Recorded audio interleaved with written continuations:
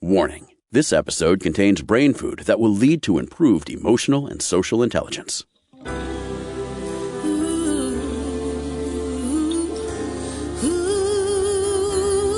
Give us 1 hour and we'll help you change the way you think about happiness. Harvesting Happiness with Lisa Cypers-Kamen is fresh, optimistic, and purpose-driven media that promotes well-being from the inside out. Each week, Lisa spotlights diverse trendsetters and change agents who are the greatest contemporary thinkers and doers, devoting their lives to creating a better world in which to live. Your host, Lisa Cypers-Kamen, is a widely recognized applied positive psychology expert, author, documentary filmmaker, and lecturer specializing in optimal lifestyle management. Let's get to it. Here's Lisa.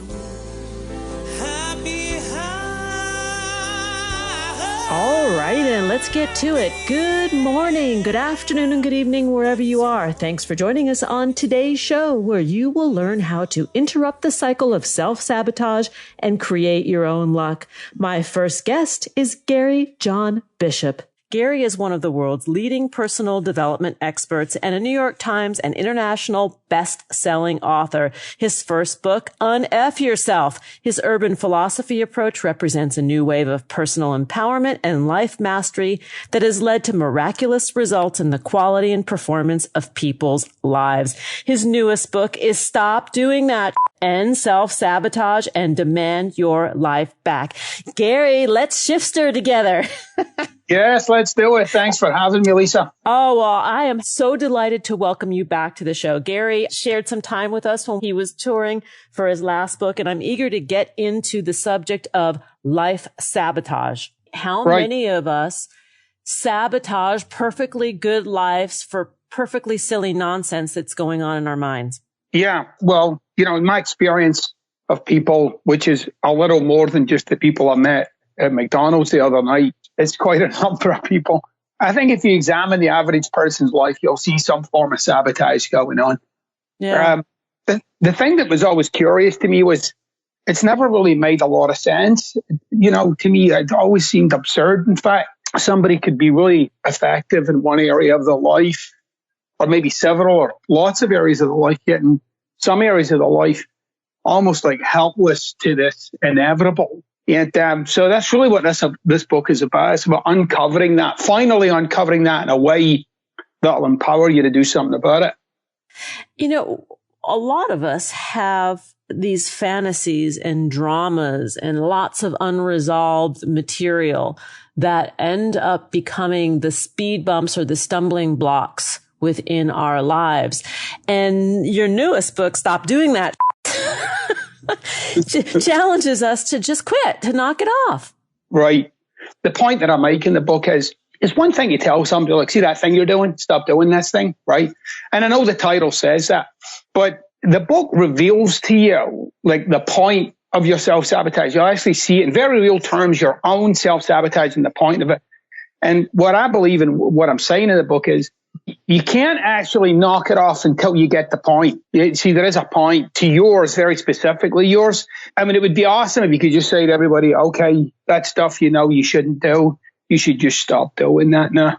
If it was that simple, like the self-help section in Barnes & Noble would be one shelf, right? So what I'm out to do is to have people actually get to the root, get to the source. Like, what's it about? Where's it going? What's the point of it? In a very personal way. And when you see the point of your own self-sabotage, you'll have so many aha moments, so many dots will join together that cutting it out or stopping it will actually seem like a bit of a cakewalk. I like the approach. And when we talk about the self-sabotage as it plays out in our own lives, at some point, that behavior served. Right. So I looked for myself, and in the book, I talk about these, what I call the 3 saboteurs. And I actually ask you very specific questions and take you down a specific pathway where you uncover your own personal saboteurs. Like, what are yours? But I use myself as a guinea pig, as often I do. And so my most significant saboteur is my own internal criticism of self, so of myself. And my own internal criticism of myself is that I'm not smart enough. And it's not always there in my thoughts. I'm not walking around every moment of every day saying I'm not smart enough, but it rises and falls. It's like a weight in the background of my thoughts. And I'd never really uncovered that to the degree that I have previous to this. I hadn't really noticed the degree to which my life was organized around not smart enough. But the really revealing thing was, and this is the thing I think that will really pique people's curiosity about this. Not only is that a background noise for me in my life, like I'm not smart enough, and I'm overcoming it in life, so that as I'm out to, do what I can do to overcome this perceived imperfection, but I'm also out to perpetuate it. I'm out to prove it. And the sole reason for proving it is only to give me some, sense of certainty or gravity in life. Like there must be some certainty for us to bump up against in life. And so for each of us, there's this thing called a personal conclusion that you're constantly overcoming and then proving and then overcoming and then proving and then overcoming and then proving. And then you die. It's as simple and as complicated as that. Right. And yeah, but when you see, when I actually started to put the pieces together, Lisa, I started to think about how many turns have I taken in life to both perpetuate that I'm not smart enough, right? So I would follow a pathway of avoiding being intellectually challenged. Dumb yourself down. Would continue to prove that I'm not smart enough. And I'll look back in my life, I had no sense of when I was 17 or 18 saying to myself, well, I'm not going to go to college because I'm not smart enough. No, in my mind, it was like, I'm not going because I don't want to go. It doesn't appeal to me, I would say. It's not my thing. College isn't my thing. I want to go out in the world and make a living and, I want to get into it. I didn't see what was kind of deep in the background, pushing me in that direction. And that's really the point in many ways of this book, is for people to dig in. It wasn't an easy book to write in under 40,000 words. It was very, very challenging. But I really feel as if I've given people a very powerful template to understand what's going on with them at the very heart, or as I call it, the blackened heart of your self-sabotage. Ooh, the image of that is just nasty and uncomfortable. Right. And the book's kind of like that. The book is it's my first book, I feel as if was very motivating, very at times confronting, but uplifting. But there's a part of this book where it was just trawling through the mud of one's most devious self. And it was hard. It was challenging to write. I wouldn't say it was hard, but it was definitely challenging to write. And it's challenging for people to engage with. But if you're somebody who's up to, revealing yourself in new and ever increasing realms of freedom and self-expression and power, this is the kind of work that you have to do from time to time. You need to kind of take a deep dive in. I will say that by the end of the week, though, I light you up like a Christmas tree and get you in touch with something far greater and far more powerful than one's propensity for self-sabotage. So what I hear you saying is that we're doing a little internal housekeeping here. For sure. And it's, I'm not arrogant enough to think that everything that I'm saying here is the final destination for anybody. And my view of life and as human beings is there's always work to be done. There's always things to do. There's always new levels of self to reach for. Because, somebody once told me a long time ago, yesterday's transformation is today's ego trip. I like that. Right. Somebody a lot smarter than I told me that. So, but I loved it too. And I really got we do kind of settle for the last big bit of ground that we took. And I think that in some ways connected to this desire for things to be predictable, right? At least certain in some way. So, every time we take on a big transformation in our lives, it's uncertain. Sometimes it brings in upset and discourse. But after it, you look back and you think it was totally worthwhile. Let me go back to the saboteurs, because you spoke about the inner critic, and in your case of not being smart enough. There are two other common saboteurs that you write about in your book. Stop doing that. What are they? Right. Well, they're all criticisms, right? I mean, I would love it if at the heart of every human being was a nurturing, helpful voice for possibility. I mean, that would be awesome if you woke up in the morning, in the background of your thoughts was, you're amazing, But generally... Come on, darling, right. You can do this, you beautiful thing. I know. Right? Wouldn't that be great? Like, people are amazing. Life is awesome. Now, I'm not saying that sometimes we don't tell ourselves these things, because we do, but my view is that it's to overcome something else, like something else kind of burrowing away. And the only reason why there's something else burrowing away is it kind of propels you to get over it. So as a body or a species, we are getting better at being what we were before.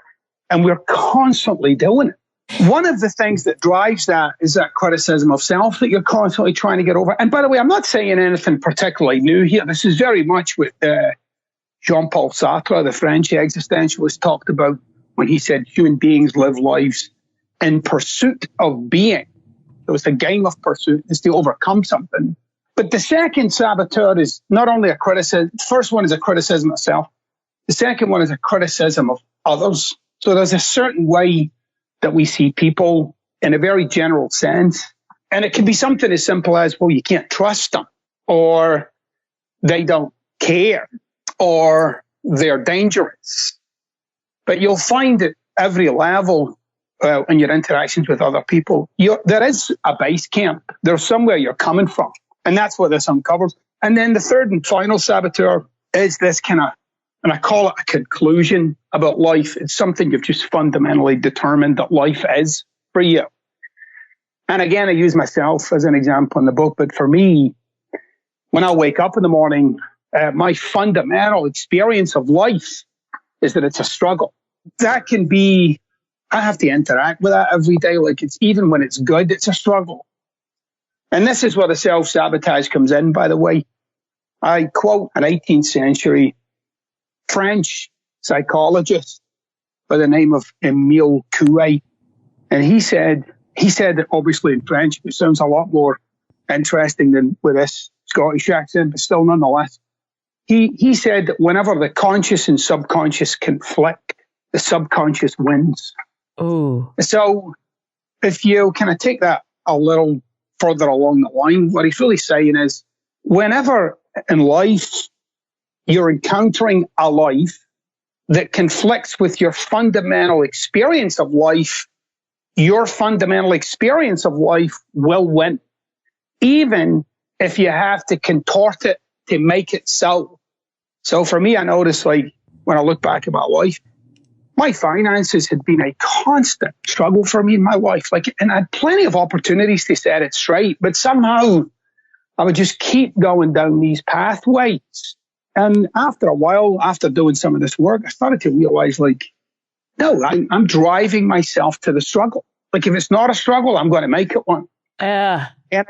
And I do notice that even on vacation, like, I love going on vacation. It's brilliant, but at some point, I'm kind of like itching to get going. I'm not. And so even any success that I've had in my career, it never pacifies the struggle. Struggle always arises. Yeah. And it's in the DNA. It's in the emotional DNA, is what you're saying. Right. So what I'm saying is, it's a very good way to put it. Like, when I wake up in the morning, like you and everybody listening to this right now, we have a very specific experience of being alive. It's very specific. It's not arbitrary, and it's repetitive. That is, when I wake up in the morning, there's a range of emotions and experiences that I'm waking up into, but they're never outside of that range. Right? So there's people, we like to imagine that in the morning we wake up into the world, when in fact we don't. We wake up into our world. That is what it's like for us to be us in this existence. That is, you have a locus. We are going to take a break, and then we're going to continue with our shift stirring conversation with Gary John Bishop about his newest book, Stop Doing That and Self-Sabotage and Demand Your Life Back. To learn more about Gary and his work, please go to GaryJohnBishop.com, on Twitter at Gary John Bishop, and on Facebook, that page is 1 in 7 billion. Here comes the break. We'll be right back, and that is a promise. Before we take that pause, I want to introduce you to my new fiendish entertainment obsession. Best Fiends is a free downloadable app that is a seriously good fun way to redirect that busy brain of yours from current events, anxiety, and worry to amusing interactive mind play that engages the old noggin in new ways to solve puzzles, collect characters, and compete with other people you know and people you don't. For me, it's a little stress relief in the palm of my hand. I like to carve out a few minutes each day to focus my attention on this highly engaging digital universe that challenges me in a very good way. Best Fiends gives my brain a rest from my daily routine and transports me to another colorful realm that is a unique and exciting puzzle experience unlike any other out there in the digisphere. Right now, I'm on level 300 and climbing through the ranks proudly. Best Fiends never gets old. Every month there is fresh, new, dynamic content and events that will delight your senses. And here's the cool part. Best Fiends can be played anywhere, and you do not need Wi-Fi access or use cellular data to play. So why not join me in my happy, harmless obsession over at Best Fiends? Engage your brain and free your mind with fun puzzles and collect tons of cute characters. Trust me, with over 100 million downloads, this 5-star rated mobile puzzle game is a must-play. Download Best Fiends free on the Apple App Store or Google Play. That's friends without the R. Best Fiends. Now here comes the break. To learn more about cultivating sustainable well-being at home and the office, visit harvestinghappiness.com. and explore Lisa's experiential on-site brain fitness workshops, corporate programming, and speaking engagement services.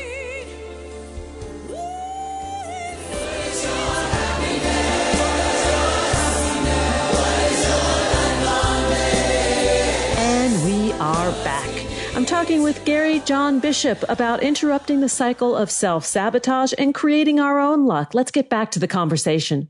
Gary, prior to the break, we were talking about the self-sabotaging cycle of the human existence, right? That most of us are our own worst enemies, and that we reflexively go back to an emotional DNA set point, it seems, in that, at least that's what I hear you saying. I was thinking as we were on the break about gorillas. Gorillas don't question their worthiness. Right. But we, we as humans constantly question this. Right. Well, that's fundamentally down to a gorilla is aware that it's a gorilla. Yeah.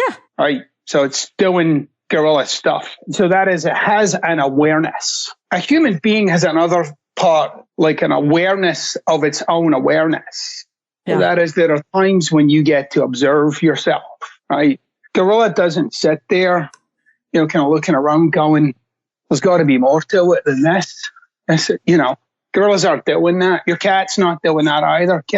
Neither's your dog. Your dog doesn't wake up in the morning, look at the food that you've given it and go, really? This again? Right? Because it's just engaged with what's right in front of its face. So it's aware of what's right there. And it's your dog or your cat, or hopefully you don't have a pet gorilla, but you never know. Those animals are there for what's there, right there in that moment. Human beings, not quite. Mostly in some alternate reality of their thoughts, right? And pondering and predicting and overcoming. So there's just a base point. There's a point from which you're approaching everything in life. There is a locus. There's a place on a map where you're coming from, but that's the point of the subconscious, if you like, that you ultimately must keep returning to when playing life by this model. You have to kind of reach and then return, and then reach and return. And that's why we often have that experience of being the hamster on the wheel. If only we could return to this very primitive model while maintaining all of the evolutionary faculties, right, that humans have. Yeah. Sort of the hybrid of the two, going back to the gorilla life or the dog life, where life is just a big adventure. We get up, we do our thing, we go to sleep, we get up, we do our thing. Yeah. And like you say, eventually we die. Yes, this is the life cycle, but life is maximized each day. Right. I mean, you're a particularly aware human being. So that is, awareness isn't like knowledge. So when you work on yourself, you're raising your awareness. That is, you're expanding your experience. And it mostly, by the way, we use this term a lot these days about being awake or being aware. And I'm not too sure whether a lot of the people that are saying that really know what that is, right? To them, it seems like this accumulation of knowledge. But awareness is, in my view, what you're uncovering about yourself. It's not these kind of general observations about society, right? It's more like, what am I seeing about myself? What do I know about myself now in such a way that it changes me? Like there are things that I no longer do, or there are things that I now do, given what I discovered. To me, that's awareness. To me, that's like, the more you reveal about yourself, the more you have the opportunity to act in new ways. You have an opportunity to behave in new ways. And that's what I'm interested in. What comes up for me when you're saying this is the word attention. Because when we're really paying attention, when we're really noticing what's going on internally, externally, for me, this is part of the awareness. It's not just to have sort of this observer state, but in paying attention, it's about the experiential state of observation. Yeah. In the book, I talk about the absurdity of people saying, stuff like, be here, right? Like there's some kind of alternative. Right. You're always here. The question is, are you here for what's here? Which our friends, the gorillas, cats, and dogs, are here for what's here. Yeah. You and I aren't always here for what's here. Yes, unfortunately. Right. And then, but the more, and that is, in my view, again, very much the point of personal development is to be increasingly here for what's here, right? If you've got any little ones in your family or extended family or even in your neighborhood, any kid under the age of, say, 4, they are completely here for what's here. No question. Isn't that gorgeous? Yeah. That's it. And right. And not a care, by the way. It's all just, I'm here. What's that? What's this? Oh, look at that. Like they're in the wonder of what they're in. As this part of this process of growing up includes putting in foundations and milestones of determining what the world is and the world isn't, determining who you are and who you're not, and who people are and who they're not. And once that model's set, not only are you now going to overcome that model, but you're going to keep finding evidence for its validity. And that's kind of how we're hardwired to survive this life. Unfortunately, as I say in the book, we're often surviving things that just don't need surviving. There's no need to survive speaking on a conference call or, asking somebody out on a date. That's not something to survive. That's something to engage with. But often these things get kind of dwindled down or pared way down into those realms of survival, like where we're, at our most base, reactionary, strategizing self. In the book, Stop Doing That, there's a quote that I think is terrific. And you mentioned it to me on page 5, and I would love for you to read it if you don't mind. Yeah.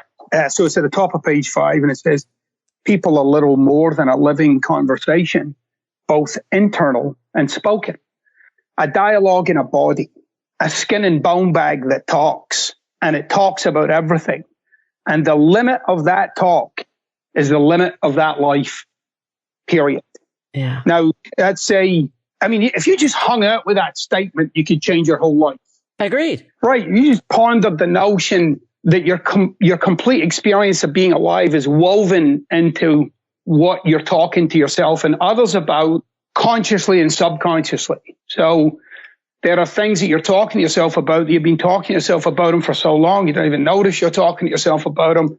However, your experience of being alive is very much interwoven with those conversations. We exist in a spectrum of conversation with ourselves and others. And correspondingly, Martin Heidegger, the German philosopher, would have said, language is the house of being. That is, who you be is housed in the language that you use. Yeah. That's quite profound when you get like, I'm talking the life that I have. It seems like it's the other way around. It seems like there's a life that I have and I'm talking about it. I don't get that I'm actually weaving my experience of this life in that talk. I want to read one more passage from that same page because this just jumped out to me. And you write, life just is. What you call it is up to you. Bear in mind, you'll have to live with your call. And you do. Right. So we're not, again, it seems you have to kind of sit with this stuff, you know, in many ways. And I even say that in this book, like you should stop after a chapter and take some notes or highlight some stuff and just think, like allow yourself the grace or the good grace of thinking. And the good grace of thinking is when you go beyond what you agree or disagree with. It's on the other side of that. Agreement or disagreement is a doorway to thinking. But if you allow yourself to think about, well, what do I say about life? Like, what's my experience of being alive? And it's challenging because you're looking, the thing that you're trying to look for is the thing that's doing the looking. Yeah. So it's a little challenging, right?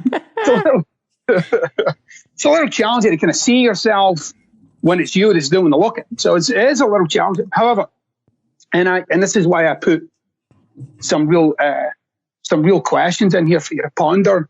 But your experience of this life is unique to you. It's unique to your neighbor, your partner, your kids, your best friends, your siblings, your parents.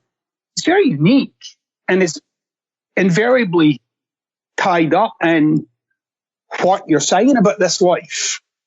Like, what are you saying about it? And one of the things I love about what I've kind of laid out for people here, it's very simple what you say about life. It's like a tree. There's like a big, thick trunk to it. And it's very simple. And then it branches out. And we get so focused on the branches, we don't get what's feeding the whole tree. And then this book is designed to really uncover the very nature, at your most deepest level, the very nature of what you say to yourself, about others, about life.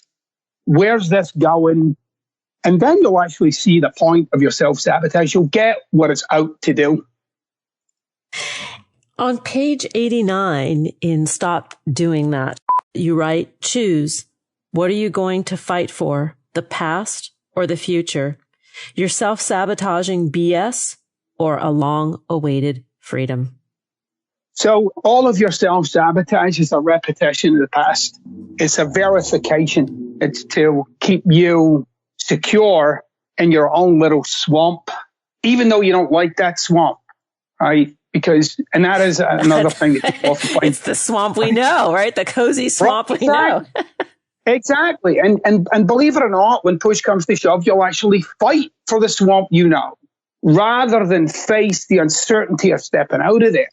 And to me, that really is like the real conundrum of being a human being. It's like this desire for something new while addicted to the predictable, right? So I don't think people, I've even used this phrase. I've even used the phrase comfort zones.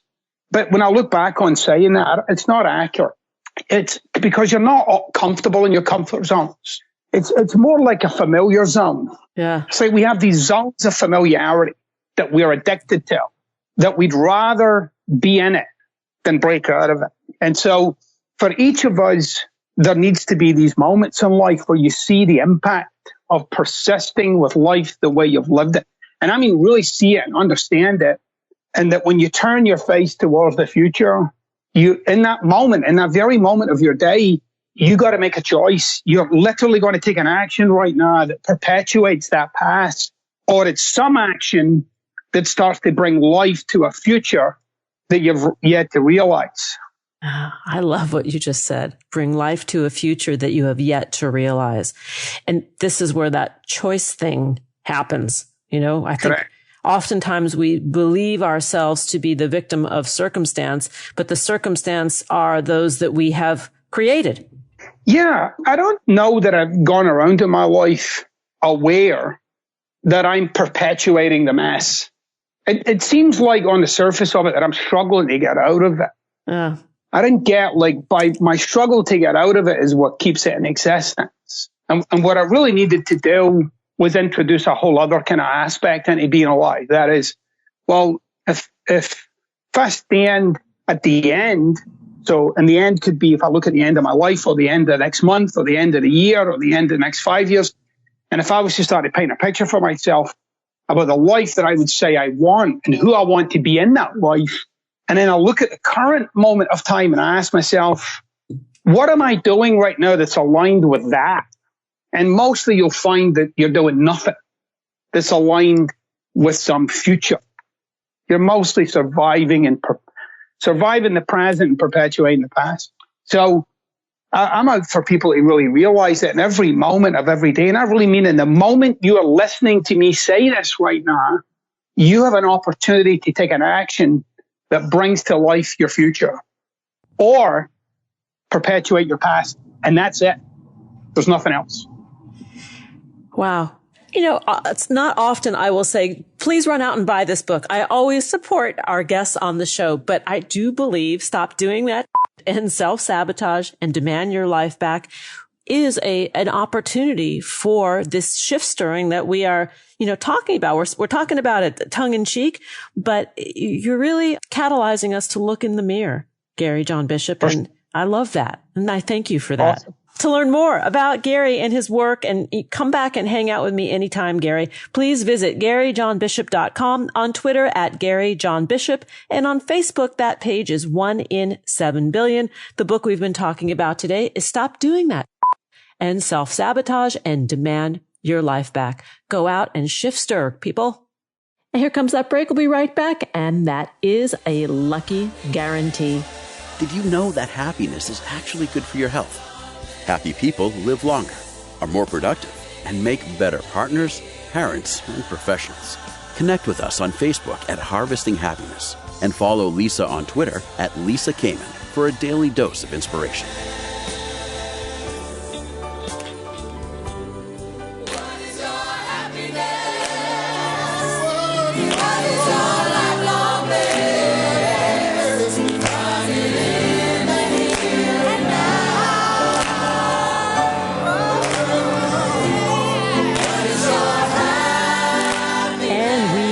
Back, continuing with our theme of interrupting the cycle of self-sabotage and creating our own luck. My next guests have written a very exciting book about the subject, and they are Gay Hendricks and Carol Klein.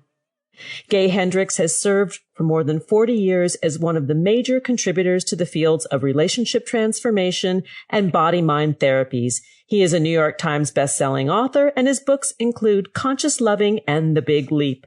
Carol Klein has been an author, editor, and ghostwriter for more than 20 years, and they are in the house to talk about Lady Luck. Hi, Carol and Gay. Thanks for joining us. Thank you so much. It's great to be with you, Lisa. It is great. It's wonderful. Yes, I'm very grateful that you're here today. We are coming from our various quarantine sanctuaries around the country. And it's nice to be with kindred spirits who are seeing the world a bright place in spite of the challenges that many of us are experiencing. Let's talk about luck. And is it really a thing? Does it exist? And Carol, maybe you can start us off. Thank you. Writing this book has been a lucky occurrence for me. And what I found, you get to really study and own and understand that luck, few people grasp that luck is just a very small part of luck is random chance, that most of luck was within our control. It is the result, the combined result of our actions, our attitudes, and our associations over time. And that you have so much control over what happens to you that luck is not a random occurrence, but more like a wind that blows, and that you can harness it by building a sail out of your behaviors that we talked about. I love that. Building a sail out of our behaviors. Gay, talk a little bit about how one plants the seeds of luck or fosters luck, mentors luck in our lives. Well, the first thing to do is really start with changing your thoughts. The great American father of American psychology, William James, said back in the 19th century that the greatest discovery of his time was that you could change the circumstances of your life by changing the way you thought about things. And that was incredibly, it was a very big deal because he lived in a time when things were invented like the telephone and the telegraph and the steam engine and the automobile. So there was a lot of great discoveries, but it was his opinion that a key to everything in life is learning to let go of your programming, the things that you've been programmed to think and feel and do, and to innovate, to go beyond by changing what you're thinking about. And one of the biggest ways we can change our thoughts in the area of luck is simply to shift for absolutely no good reason at all to an attitude of, I'm lucky. I deserve to be lucky. I deserve to have all the luck in the world. And it costs you nothing to make those changes in thoughts, but it produces incredible results out there in your life. And I'm my own best customer because I never thought of myself as lucky at all until one magic day that I tell about in the book. And I'll just tell you a quick version of it. I was at a movie theater with a friend of mine, and for some reason they were doing a drawing that day, and they had us all put our tickets into the to a bowl up front, and then they were going to draw one out. And there were several prizes, but the number one prize was a wristwatch. There was probably 250 people in the theater at least. And this friend of mine, Dewey DeLoach, leaned over to me. That was his name. Great name. I grew up in the South where people have some unusual names like Gaylord and Beauregard. And those were people that sat next to me in elementary school. But Dewey leaned over and said, watch this. I'm going to win the watch. And I said, what? And I said, how do you know that? And he says, I always win stuff like that. And so sure enough, they pulled Dewey's name out of the pot there and he won the wristwatch. And so I got to see that later on. I asked him how he did that, because we were both maybe 14 years old, I think, at the time. And I said, how did you do that? And he said he just made up his mind one day to be lucky. And when he was a little kid, and then good luck had happened to him ever since. And so I decided to do the very same thing. And so I just decided to adopt the persona of a lucky person and let luck happen to me. And it started happening to me right away, as you'll see in the book, and has continued to happen up until this very day. Well, Dewey was your luck mentor. Yes. Carol, for me, my experience of luck is that it has always been the crossroads of persistence and opportunity. That it's not without effort. Luck doesn't happen just randomly, although for some it might. But, if without putting some energy or focus on the things that we want, it's pretty hard for them to manifest. That's a really great observation. And I think if people would think about their luck, they might see that, yes, there might have been some, lucky break, but a lot of it has to do, and it's what's so funny is that sometimes what looks like a random sort of serendipitous thing is actually the result of actions you might have put into, motion a year, a week, a month ago. And so it looks random, but actually I believe that what we do, we have 8 secrets in the book, that if you really consciously, intentionally take these things in, 4 of them are core shifts about your beliefs about luck. And Gay told you about the very first one just now. And then we have to, sort of clear the deck so that your deservability arises. Mindset, as Gay just described, is so important. And it is the secret for why lucky charms, quote unquote, your lucky socks, your lucky golf club, why they work have to do with that commitment and mindset about luck. And then you have to, work with negative emotions you have. And then your goals have to really resonate and be luck worthy for them to attract luck, for giving luck a reason to visit. And then we have 4 daily practices. And what we found, Gay has been talking about this for years and years. And what we've seen in the positive psychology, literature is that these things are what constitute luck. But here's the thing, in your own life, think about it. Yes, you were probably prepared. Luck is preparedness meeting opportunity. Seneca said that, ancient Roman or Greek. Sorry, I don't know my Greeks and my Romans. He was a Roman. Thank you so much. I should have left it alone. That's okay. He was one of those guys. One of those philosopher guys. Anyway. Well, I was a Latin student, and Miss Emma Williams, my Latin teacher, would never forgive me if I let you pass off Seneca as a Greek. Thank you so much. Yes, Mr. Roman Seneca. But his luck, his preparedness meeting opportunity has to do with also, one of the biggest strokes of luck in my life was a moment of knee buckling fear that I had the courage to overcome for asking for what I wanted. That was the lucky break. And then I really followed through with persistence, with, effort, with talent. Luckily, I had a little talent in this area and was willing to work, because that's what created a lucky streak that continues to this day. But it started with a moment. So we have all of these things that you can do to really raise your level of luck by consciously creating it in your life. Let's go back to the word deservability, because I think this is a big part of luck knocking on our door or not. In fact, it doesn't come to us unless we really think that we're worth it. I really agree with that. In one of my other books, The Big Leap, I talk about a fundamental issue that plagues humanity, and that is that a lot of us go around with a feeling inside that we're fundamentally flawed in some way, that we're fundamentally undeserving of love or good things to happen to us.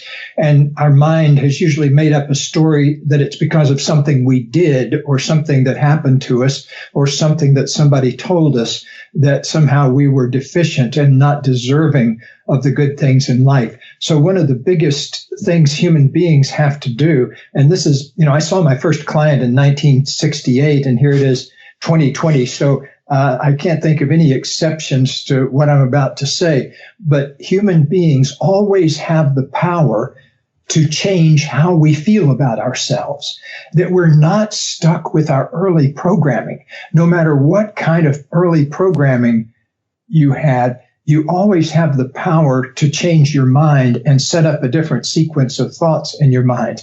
And it only takes a split second to shift from I'm fundamentally undeserving of love and good things to, hey, I deserve all the good things and love in life.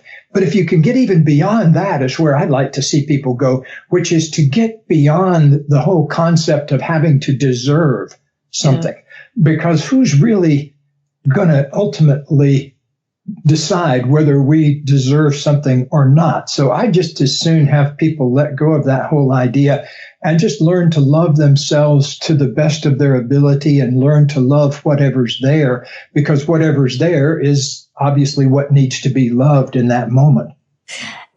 Carol, I've got a question for you, and Gay as well. When we think about how we interpret luck or experience luck, it kind of goes to that glass half full or half empty experience. And let me finish my thought here, that if I view the world as a hospitable place where difficult things happen, my experience of my life and luckiness is going to be better than or more fulfilling than if the glass is always half empty and in scarcity and bad things are just waiting to happen.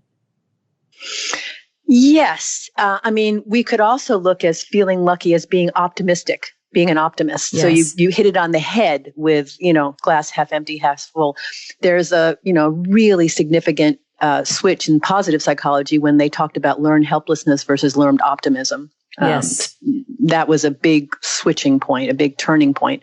And I think luck has something to do with that same mindset. And we have one of the my most beloved chapter in our book has to do with seeing luck in every situation. Yes. And really, but not in a, relentless positivity, whitewashing spiritual bypass way, not in a way where you're just whistling while you're crying inside. I don't think Gay and I, either one of us, Gay is the most authentic person you could ever meet, would, counsel that. But there is a way to learn to see the luck in every situation. And it's, we call it radical gratitude. And it's a kind of a self-inquiry. Did you have a question about that before I continue? No, I want to circle back to that. Continue, because that is beautiful. The radical gratitude practice. It's a practice, and it's not a situation where you should feel grateful or look on the bright side or count your blessings. It is a moment where you let yourself feel whatever comes up around a challenging situation. And many of us are in that place right now. For some people, social distancing is, they've been training for this their whole life. They get to do them with the world's blessing. And for others, this is very distressing and constricting.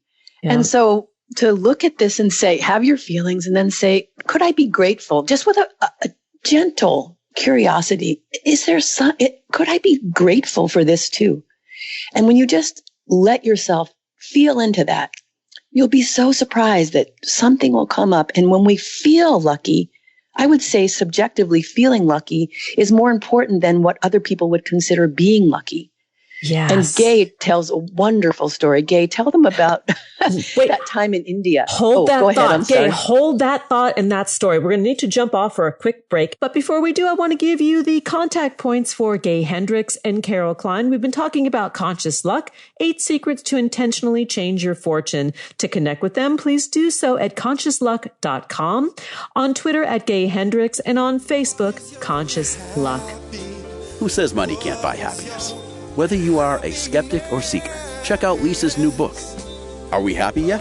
8 Keys to Unlocking a Joyful Life, a boot camp manual for greater emotional fitness, is available at Barnes & Noble, Amazon, IndieBound, and HarvestingHappiness.com. Here's a truth bomb. Emotions are contagious, and happiness is a universally desired state. But we tend to forget that we all have the freedom to be happy or the liberty to be miserable each day, regardless of external circumstances. Explore the journey of human happiness, how to find it and keep it, with Lisa's documentary film, H Factor. Where is your heart? Visit HarvestingHappiness.com to learn more. Happiness, yeah.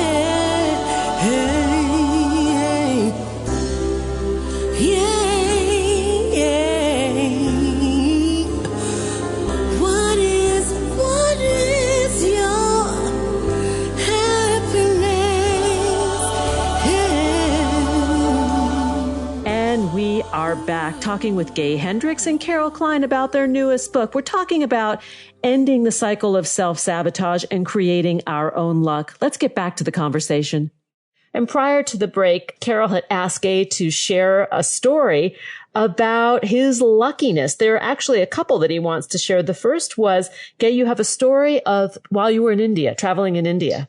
Yes. In my mid-30s, I was in India. And as often happens, I think to many people in our mid-30s, it was a time when I was wondering, what am I really doing here? What is my real contribution I want to make here during my brief time on this planet? And so I was kind of in a big dialogue about that. And I had a couple of months off, and I made my first trip to India. And I spent a couple of months there trekking around in the Himalayas and things like that. But on this particular day, I was sitting on near a bank of a river, and I was watching probably, I don't remember how many it was, maybe 15 or 20 kids go down to the riverbank, pick up a big rock, and then walk up out of sight up this long hill where a particular guru was building a temple up there at the top.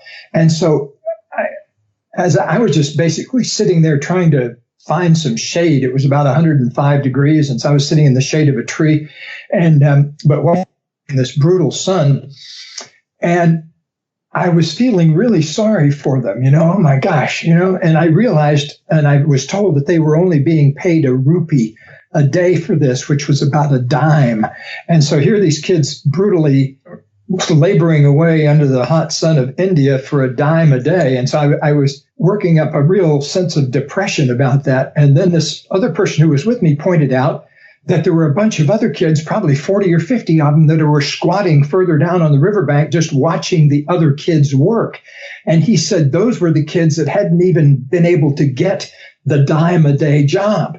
And so I was feeling this sense of heaviness come upon me about that. And then, as oftentimes, if you just let yourself feel whatever the heaviness is, it'll turn into light.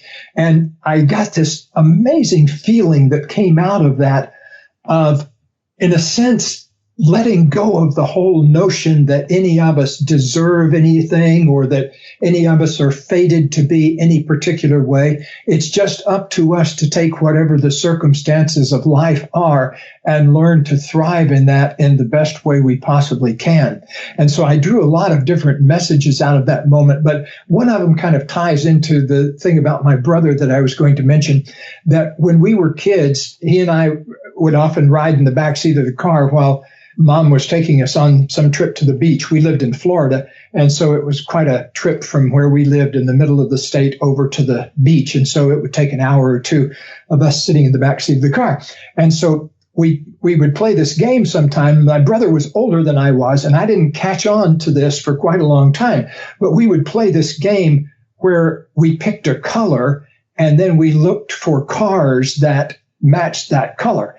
And it relates to the point Carol made earlier that if you start looking for luck to happen, if you start looking for situations that you could possibly be lucky in, if you start looking at life as a series of situations where you're being presented over and over again with situations that could bring you great luck if you're open to it.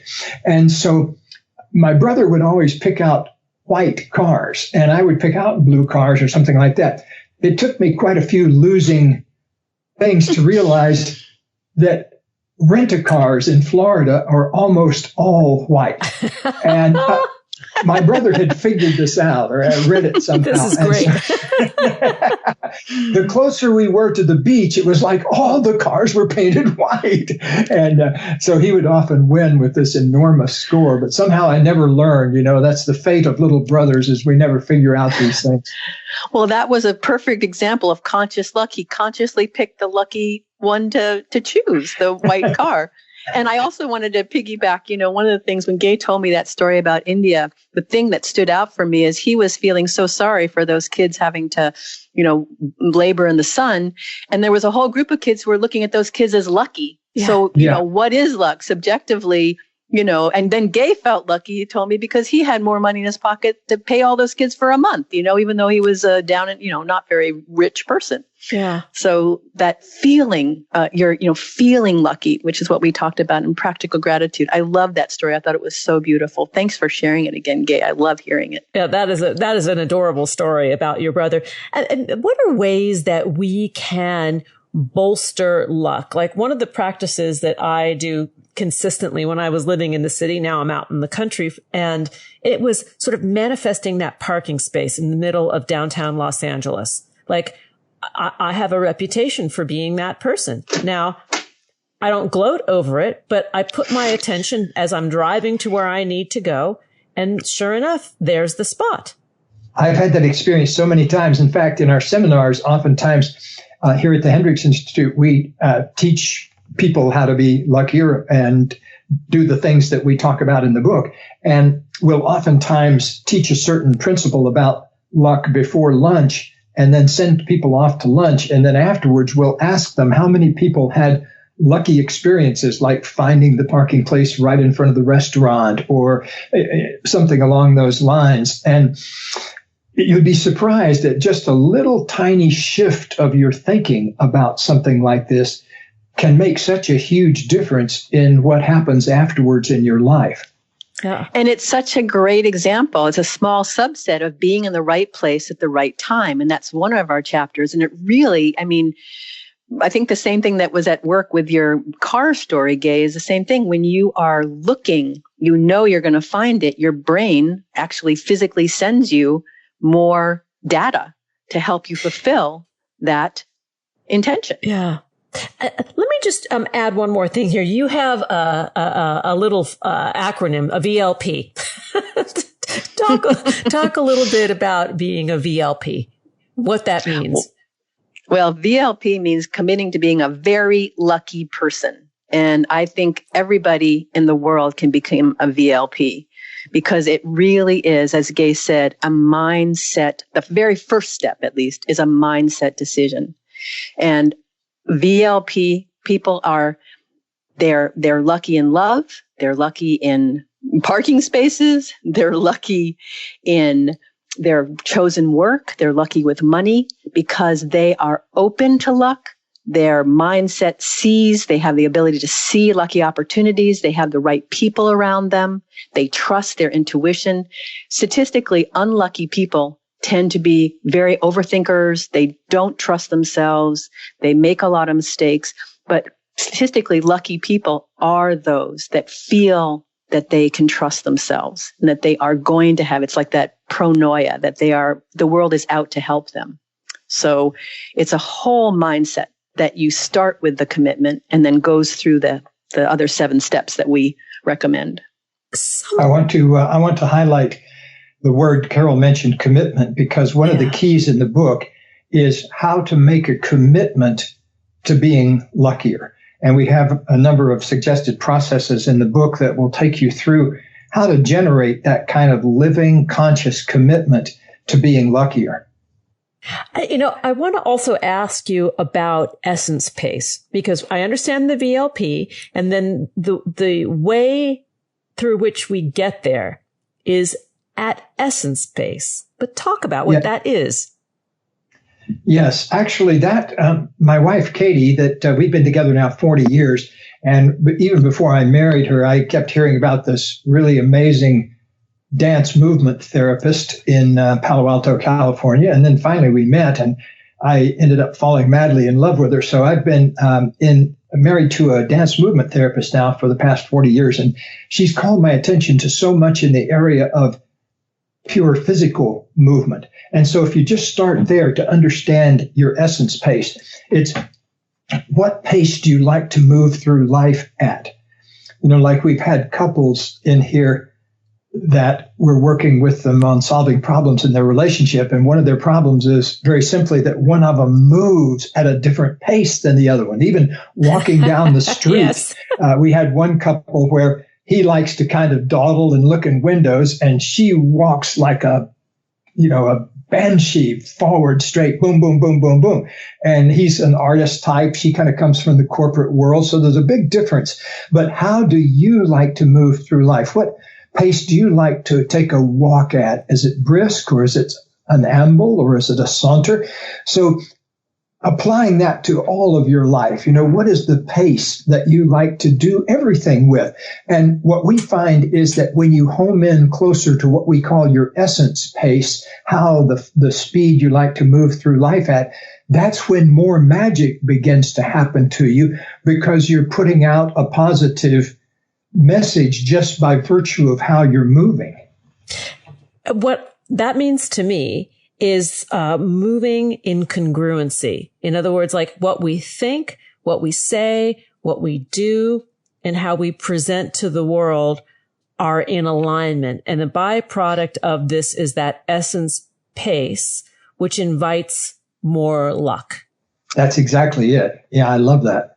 Yeah, there's a beautiful quote from Thich Nhat Hanh, and he says, be aware of the contact between your feet and the earth. Only print peace and serenity on the earth. Oh, that's beautiful. We are out of time, and I want to invite you both to come back anytime you want, because this has been my pleasure. Lucky for me to have the two of you together with me today. You can connect with Gay Hendricks and Carol Klein at consciousluck.com, on Twitter at Gay Hendricks, and on Facebook, that page is Conscious Luck. Carol and Gay, thank you.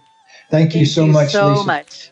Thanks for joining us on Harvesting Happiness. This is Lisa Cypers-Kamen, and my guests today, Gary John Bishop, Gay Hendricks, and Carol Klein, wishing you kind thoughts, kinder words, and the kindest of actions. Until next time, remember, happiness is an inside job. Happiness is your inside job. Go out and rock your day, and remember to stay safe. Keep harvesting your own happiness anytime and anywhere from the comfort of wherever you are. Subscribe, listen, and share hundreds of downloadable episodes via our free app or from our libraries at toginet.com, iTunes, Google Play, and other fine podcast platforms. To learn more about Lisa's global consulting services, please visit harvestinghappiness.com. Spread more joy by liking us on Facebook at Harvesting Happiness and following Lisa on Twitter at Lisa Kamen. Harvesting Happiness is produced in collaboration with TogiNet Radio, KBUU Radio Malibu.net, and is available on PRX, the Public Radio Exchange.